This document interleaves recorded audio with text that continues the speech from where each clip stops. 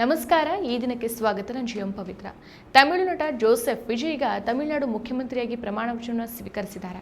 ರಾಜಕೀಯಕ್ಕೆ ಬಂದು ಪಕ್ಷ ಕಟ್ಟಿದ 2 ವರ್ಷದಲ್ಲಿ ವಿಜಯ್ಗೆ ದಕ್ಕಿದ ಅಭೂತಪೂರ್ವ ಯಶಸ್ಸು ರಾಜಕೀಯ ವಿಶ್ಲೇಷಕರ ಲೆಕ್ಕಾಚಾರವನ್ನೇ ತಲೆಕೆಳಗಾಗಿಸಿದೆ. ಅಲ್ಲದೆ ಅವರೆಲ್ಲರೂ ಸಹ ಮೂಕ ವಿಸ್ಮಿತರಾಗಿದ್ದಾರೆ. 2 ವರ್ಷದ ಹಿಂದೆ ಟಿವಿಕೆ ಪಕ್ಷ ಕಟ್ಟಿದಾಗಿನಿಂದ ಹಿಡಿದು ಚುನಾವಣೆವರೆಗೂ ವಿಜಯ್ ನಡೆಸ್ತಾ ಇದ್ದಂಥ ರ್ಯಾಲಿಯಲ್ಲಿ ಸೇರ್ತಾ ಇದ್ದಂಥ ಜನಸ್ತೋಮವನ್ನ ಗಮನಿಸ್ತಾ ಇದ್ದಂಥ ರಾಜಕೀಯ ವಿಶ್ಲೇಷಕರು ಟಿವಿಕೆ ಪಕ್ಷ ಹೆಚ್ಚು ಅಂತಂದ್ರೆ 12% ವೋಟನ್ನು ಪಡೆದುಕೊಳ್ಬಹುದು, ಅದನ್ನೂ ಮೀರಿ ಹೆಚ್ಚು ಅಂತಂದ್ರೆ 20 ಸೀಟ್ ಪಡೆದುಕೊಳ್ಬಹುದು ಅಂತ ಲೆಕ್ಕಾಚಾರ ಹಾಕಿದ್ರು. ಅದನ್ನ ಮೀರಿ ವಿಜಯ್ ಅವರ ಟಿವಿಕೆ ಪಕ್ಷ ಅತಿ ದೊಡ್ಡ ಪಕ್ಷವಾಗಿ ಹೊರಹೊಮ್ಮಿದ್ದಲ್ಲದೆ ಸರ್ಕಾರವನ್ನು ರಚಿಸಿದೆ. ಇನ್ನೊಂದೆಡೆ ವಿಜಯರನ್ನ ಎಂಜಿಆರ್ಗೆ ಹೋಲಿಸೋ ಕ್ರಿಯೆಯೂ ನಡೀತಾ ಇದೆ. ಹಾಗೆ ನೋಡಿದ್ರೆ ಎಂಜಿಆರ್ ಪಕ್ಷ ಕಟ್ಟಿದ ಮುಂದಿನ ಚುನಾವಣೆಯಲ್ಲಿಯೇ ಮುಖ್ಯಮಂತ್ರಿ ಆದರೂ ಕೂಡ ಅದಕ್ಕೂ ಮುಂಚೆ ಅವರಿಗೆ 2 ದಶಕಗಳ ರಾಜಕೀಯ ಅನುಭವ ಇತ್ತು. ಎಡಿಎಂಕೆ ಪಕ್ಷದಲ್ಲಿ ಸಂಘಟಕರಾಗಿ ಖಜಾಂಚಿಯಾಗಿ ಜೊತೆಯಲ್ಲಿಯೇ ತಮ್ಮ ಸಿನಿಮಾಗಳ ಮೂಲಕ ರಾಜಕೀಯ ಅಖಾಡವನ್ನು ಸಿದ್ಧಗೊಳಿಸಿಕೊಂಡವರು. ಹಾಗೆ ನೋಡಿದ್ರೆ ವಿಜಯ್ಗೆ ಇದ್ಯಾವುದರ ಹಿನ್ನೆಲೆಯೂ ಇಲ್ಲ. ಕೇವಲ ವರ್ಷಗಳ ಹಿಂದೆ ಸಂದರ್ಶನವೊಂದರಲ್ಲಿ ನನಗೆ ರಾಜಕೀಯ ಬರುವ ಯಾವ ಉದ್ದೇಶವೂ ಇಲ್ಲ ಅಂತ ಹೇಳ್ತಾ ಇದ್ದಂಥ ವಿಜಯ್ ಇಂದು ಮುಖ್ಯಮಂತ್ರಿ ಆಗಿದ್ದಾರೆ. ಹಾಗಾದರೆ ವಿಜಯ್ಗೆ ಈ ಯಶಸ್ಸು ದಕ್ಕಿದಾದರೂ ಹೇಗೆ? ಬಹಿರಂಗವಾಗಿ ರಾಜಕೀಯ ವಿಷಯವನ್ನು ಹೆಚ್ಚಾಗಿ ಮಾತನಾಡದ ವಿಜಯ್ ಸೈಲೆಂಟ್ ಆಗಿ ಅದಕ್ಕೆ ಸಿದ್ಧರಾಗ್ತಾ ಇದ್ರ? ರಾಜಕೀಯದಲ್ಲಿ ಪೂರ್ವ ತಯಾರಿ ಇಲ್ಲದೆ ಕಡಿಮೆ ಸಮಯದಲ್ಲಿ ಯಶಸ್ಸು ಸಾಧ್ಯನಾ? ಗುಪ್ತ ವಾಹಿನಿಯಂತೆ ರಾಜಕೀಯ ಸಿದ್ಧತೆ ನಡೆಸಿದ್ರ ವಿಜಯ್?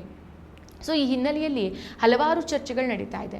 ಇತ್ತೀಚಿನ ಚರ್ಚೆಗಳನ್ನು ನೋಡಿದ್ರೆ ವಿಜಯ್ 2 ದಶಕಗಳಿಂದ ತಾವು ಸಿನಿಮಾವನ್ನು ಆಯ್ಕೆ ಮಾಡ್ಕೊಳ್ತಾ ಇದ್ದಂಥ ಕಥೆಗಳನ್ನು ನೋಡಿದ್ರೆ ಕಾಕತಾಳೀಯ ಎಂಬಂತೆ ವಿಶ್ಲೇಷಕರ ಅಭಿಪ್ರಾಯದ ಜೊತೆಗೆ ತಾಳೆ ಆಗ್ತಾ ಇದೆ. ಬಹುರಾಷ್ಟ್ರೀಯ ಕಂಪನಿ ವಿರುದ್ಧ ಹೋರಾಟ ಹಾಗೂ ರೈತರ ಪರ ಹೋರಾಟವುಳ್ಳ ಕತ್ತಿ ಸಿನಿಮಾ. ஆனா 5000 ரூபா கடன் வாங்கின ஒரு விவசாயி அதை கட்ட முடியாம வட்டி மேல வட்டி ஏறி பூச்சி மருந்து குடிச்சு தற்கொலை பண்ணிக்கிறான். இதெல்லாம் கவனிக்க சிட்டியில இருக்கிற உங்களுக்கு நேரம் இல்ல. ಸೊ ಈ ನ್ಯಾಯಾಂಗ ವ್ಯವಸ್ಥೆನ ಪ್ರಶ್ನೆ ಮಾಡುವಂತಹ ತಮಿಳನ್ ಮೂವಿ. இந்த கோர்ட்ல குற்றவாளின்னு தீர்ப்பளிக்கப்பட்டவன் மேல் கோர்ட்ல விடுதலையாக வாய்ப்பு இருக்குன்னா இந்த கோர்ட் எதுக்கு, நீங்க எதுக்கு, நான் எதுக்கு, இந்த ವಕೀಲಿಂಗ್ ಎದಕ್ಕೆ? ಜೊತೆಗೆ ಕೇಂದ್ರ ಸರ್ಕಾರದ GST ವ್ಯವಸ್ಥೆಯನ್ನು ಪ್ರಶ್ನೆ ಮಾಡಿದ ಮೆರ್ಸಲ್, ಪ್ರತಿಯೊಬ್ಬರ ಓಟಿನ ಹಕ್ಕನ್ನು ಪ್ರತಿಪಾದಿಸಿದ ಸರ್ಕಾರ ಸಿನಿಮಾ, ಲಿಂಗ ಸಮಾನತೆ ವಿರುದ್ಧ ಧ್ವನಿ ಎತ್ತಿದ ಬಿಗಿಲ್, ಬಾಲಾಪರಾಧಿ ನ್ಯಾಯ ವ್ಯವಸ್ಥೆ ಹಾಗೂ ಮಾದಕ ವಸ್ತುಗಳ ವಿರುದ್ಧ ಹೋರಾಟದ ಕಥೆಯಾದ ಮಾಸ್ಟರ್. ಸೊ ಈ ಸಿನಿಮಾದ ಪಾತ್ರಗಳೆಲ್ಲವೂ ಸಹ ವಿಜಯ್ ಅವರನ್ನ ಜನಸಾಮಾನ್ಯರ ಮನಸ್ಸಿನಲ್ಲಿ ಅಚ್ಚಳಿಯದಂತೆ ಉಳಿಸುವಂತಹ ಯಶಸ್ಸು ಸಿಕ್ಕಿರೋದೇನೋ ಸತ್ಯ. ಆದರೆ ರಾಜಕೀಯ ಯಶಸ್ಸಿಗೆ ಇದೊಂದೇ ಕಾರಣನಾ? ಸಾಮಾನ್ಯವಾಗಿ ದಕ್ಷಿಣ ಭಾರತದಲ್ಲಿ ಸಾಮಾಜಿಕ ಅವ್ಯವಸ್ಥೆಗಳ ವಿರುದ್ಧ ಹೋರಾಟ ನಡೆಸುವಂತಹ ಕಥೆಗಳುಳ್ಳ ಸಿನಿಮಾಗಳು ಸಾಮಾನ್ಯ. ಸೊ ಇಂಥ ಸಿನಿಮಾದಲ್ಲಿ ರಜನಿಕಾಂತ್, ಕಮಲ್ ಹಾಸನ್, ಸೂರ್ಯ, ಅಜಿತ್ ಅಂತವರು ನಡೆಸಿದ್ದಾರೆ.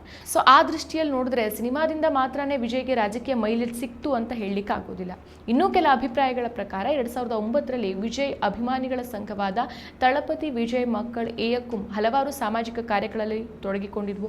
ಆ ಸಂಘಟನೆ ನಿರಾಶ್ರಿತರಿಗೆ ಊಟದ ವ್ಯವಸ್ಥೆ, ಬಡ ಮತ್ತು ಹಿಂದುಳಿದ ವರ್ಗಗಳಿಗೆ ಬೋಧನಾ ಕೇಂದ್ರಗಳನ್ನು ಸ್ಥಾಪಿಸಿ ಹಾಗೂ ಬೋರ್ಡ್ ಪರೀಕ್ಷೆಗಳಲ್ಲಿ ಅಗ್ರಸ್ಥಾನ ಪಡೆದವರನ್ನು ಸನ್ಮಾನಿಸುವುದು, ಕೇರಳ ಮತ್ತು ಚೆನ್ನೈನಲ್ಲಿ ಪ್ರವಾಹದ ಸಮಯದಲ್ಲಿ ಅಗತ್ಯ ಸೇವೆಗಳನ್ನು ಹಮ್ಮಿಕೊಂಡಿದ್ದು, ವೈದ್ಯಕೀಯ ಮತ್ತು ಕಲ್ಯಾಣ ಕೆಲಸಗಳನ್ನು, ಮಹಿಳೆಯರಿಗೆ ಟೈಲರಿಂಗ್ ಯಂತ್ರಗಳನ್ನು ಹಾಗೂ ರಕ್ತದಾನ ಶಿಬಿರಗಳನ್ನು ಆಯೋಜಿಸ್ತಾ ಇದ್ರು. ಸೊ ಇವೆಲ್ಲವೂ ಸಹ ವಿಜಯ್ಗೆ ರಾಜಕೀಯ ದಾರಿಗೆ ಅನುಕೂಲ ವಾತಾವರಣವನ್ನು ಕಲ್ಪಿಸಿದ್ವು. ಇನ್ನು ಚುನಾವಣಾ ರ್ಯಾಲಿಗಳಲ್ಲಿ ಅಂಬೇಡ್ಕರ್ ಅವರ ಸಾಮಾಜಿಕ ಸಮಾನತೆ, ಪೆರಿಯಾರ್ ಅವರ ಸಾಮಾಜಿಕ ನ್ಯಾಯ, ಹಲವರು ಮಹನೀಯರ ತತ್ವಗಳನ್ನು ಪ್ರತಿಪಾದಿಸ್ತಾ ಹೋದಲ್ಲೆಲ್ಲ ಅವರೆಲ್ಲರ ಭಾವಚಿತ್ರಗಳನ್ನು ಜನರಿಗೆ ತೋರಿಸ್ತಾ ಬರ್ತಿದ್ರು. ಬದಲಾವಣೆಯನ್ನು ಬಯಸ್ತಾ ಇದ್ದಂಥ ತಮಿಳುನಾಡಿನ ಜನರಿಗೆ ವಿಜಯ್ ಒಂದು ಆಶಾಭಾವನೆಯನ್ನು ಹುಟ್ಟಿಸಿದ್ದಂತೂ ಸತ್ಯ. ಸೊ ಇವರಿಗೆ ಅಭೂತಪೂರ್ವ ಬೆಂಬಲ ದೊರಕಿರೋದು ಜೆನ್ಜಿಗಳಿಂದ. ಸೊ ಚುನಾವಣೆ ಸಮಯದಲ್ಲಿ ಟಿವಿಕೆ ಪಕ್ಷವು ಅತಿ ಹೆಚ್ಚು ಯುವಜನರನ್ನೇ ಟಾರ್ಗೆಟ್ ಮಾಡಿರೋದು ಕಂಡು ಬಂದಿದೆ. ಸೊ ಯಾಕಂದ್ರೆ ಈ ಬಾರಿ ಮತಪೆಟ್ಟಿಗೆಗೆ ಹೊಸದಾಗಿ ಯುವಜನರು ಹೆಚ್ಚಾಗಿ ಸೇರ್ಪಡೆ ಆಗಿದ್ದಾರೆ. ಇದೇ ಕಾರಣಕ್ಕೆ ವಿಜಯ್ ಚುನಾವಣಾ ರ್ಯಾಲಿ ಸಮಯದಲ್ಲಿ ಜೆನ್ಜಿಗಳನ್ನು ಉದ್ದೇಶಿಸಿ ask your parents to vote Vijay ಮಾವ ಅಂತ ಹೇಳಿರೋದು. ಸೊ ಜೆನ್ಜಿಗಳು ಮನೆಯಲ್ಲಿ ಪ್ರಭಾವ ಬೀರಿರಬಹುದು ಅನ್ನೋ ಲೆಕ್ಕಾಚಾರನೂ ಇದೆ. உங்களுக்கு பிடிச்ச இந்த விஜய் மாமாவுக்காக. ಸೊ ಕೊನೆಯದಾಗಿ ಜನ ಸಿನಿಮಾ ಪರದೆಯ ಮೇಲೆ ನಾಯಕನನ್ನು ತೋರಿಸೋ ಧೈರ್ಯ, ಸಾಹಸವನ್ನು ನಿಜ ಜೀವನದಲ್ಲೂ ನಿರೀಕ್ಷೆ ಮಾಡ್ತಾರೆ. ಕಳೆದ ಲೋಕಸಭಾ ಚುನಾವಣೆಯಲ್ಲಿ ಕೇಂದ್ರ ಸರ್ಕಾರ ಹೆಚ್ಚಿಸಿದಂಥ ತೈಲ ಬೆಲೆ ವಿರುದ್ಧ ದೇಶದ ಯಾವ ನಟರು ಚಕಾರವೆತ್ತದ ಸಮಯದಲ್ಲಿ ವಿಜಯ್ ಸಾಂಕೇತಿಕವಾಗಿ ಸೈಕಲ್ನಲ್ಲಿ ಮತಗಟ್ಟೆಗೆ ಹೋಗಿ ಮತದಾನ ಮಾಡೋ ಮೂಲಕ ಪ್ರತಿಭಟನೆಯನ್ನ ದಾಖಲಿಸಿದ್ರು. ಇವೆಲ್ಲವೂ ಸಹ ಜನ ತಮ್ಮದೇ ದೃಷ್ಟಿಕೋನದಲ್ಲಿ ಗಮನಿಸ್ತಾ ಇದ್ರು.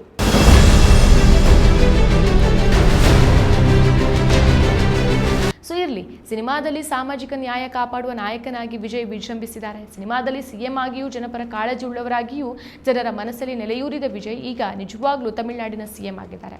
ಸಿಎಂ ವಿಜಯ್ ಅವರಿಗೆ ಈಗ ವಾಸ್ತವತೆಯನ್ನು ಅರಿತು ಆಡಳಿತ ನಡೆಸ್ತಾರಾ? ಟಿವಿಕೆ ಪಕ್ಷ ಚುನಾವಣೆಗೂ ಮುನ್ನ ತಮ್ಮ ಪ್ರಣಾಳಿಕೆಯಲ್ಲಿ ಹಲವಾರು ಸಾಮಾಜಿಕ ಕಲ್ಯಾಣ ಯೋಜನೆಗಳನ್ನು ಪ್ರಕಟಿಸಿದೆ. ಇದರಲ್ಲಿ ಕಲ್ಯಾಣ ಯೋಜನೆಗಳು ಕಂಡರೂ ಸಹ ಹಲವು ಯೋಜನೆಗಳು ಫ್ರೀ ಬೀಸ್ನಿಂದ ಕೂಡಿದ್ದು ಹೌದು. ಸೊ ಮಹಿಳೆಯರಿಗೆ ಬೆಂಬಲವಾಗಿ 2,500 ರೂಪಾಯಿ ಕೊಡೋದು, ಮಹಿಳೆಯರಿಗೆ ಉಚಿತ ಬಸ್ ಸೌಲಭ್ಯ, ಹೆಣ್ಣು ಮಕ್ಕಳ ಶಿಕ್ಷಣಕ್ಕೆ ಉತ್ತೇಜನ, ನಿರುದ್ಯೋಗ ಭತ್ಯೆ, ರೈತರ ಸಾಲ ಮನ್ನಾ, ಬೆಳೆಗೆ ಬೆಂಬಲ ಬೆಲೆ, ಇವೆಲ್ಲವೂ ಸಹ ನಿಜವಾಗ್ಲೂ ಸಾಮಾಜಿಕ ಕಲ್ಯಾಣ ಯೋಜನೆಗಳೇ ಹೌದು. ಸೊ ಇದು ಹಲವು ಆರ್ಥಿಕ ತಜ್ಞರ ಅಭಿಪ್ರಾಯನೂ ಹೌದು. ಆದರೆ ಮದುವೆಗೆ ಹಣ ಸಹಾಯ ಮಾಡೋದು, ಚಿನ್ನ ಕೊಡೋದು, ವರ್ಷಕ್ಕೆ 6 ಸಿಲಿಂಡರ್ ಉಚಿತ ಕೊಡೋದು, ಇನ್ನುಳಿದ ಫ್ರೀ ಬೀಸ್ ಯೋಜನೆಗಳಿಗೆ ಆರ್ಥಿಕತೆಯನ್ನು ಹೇಗೆ ಕ್ರೋಢೀಕರಿಸ್ತಾರೆ ಅನ್ನೋದನ್ನು ಕಾದು ನೋಡಬೇಕು. ಸಿನಿಮಾದಲ್ಲಿ ನಿರ್ದೇಶಕ ಹೇಳಿದ ಡೈಲಾಗ್ ಹೇಳುವ ವಿಜಯ್ ನಿಜ ಜೀವನದಲ್ಲಿ ಇದನ್ನು ಹೇಗೆ ನಿಭಾಯಿಸ್ತಾರೆ? ಇದುವರೆಗೂ ಚುನಾವಣಾ ರ್ಯಾಲಿಗಳಲ್ಲಿ ಪ್ರಖರವಾದಂಥ ಡೈಲಾಗ್ ಹೊಡಿತಾ ಇದ್ದಂಥ ವಿಜಯ್ ಈಗ ಅಷ್ಟೇ ಪ್ರಖರವಾಗಿ ಪರಿಣಾಮಕಾರಿಯಾಗಿ ಆಡಳಿತವನ್ನು ಕೂಡ ನಡೆಸಬೇಕಾಗಿದೆ. ನಡೆಸ್ತಾರಾ? ಕಾದು ನೋಡೋಣ.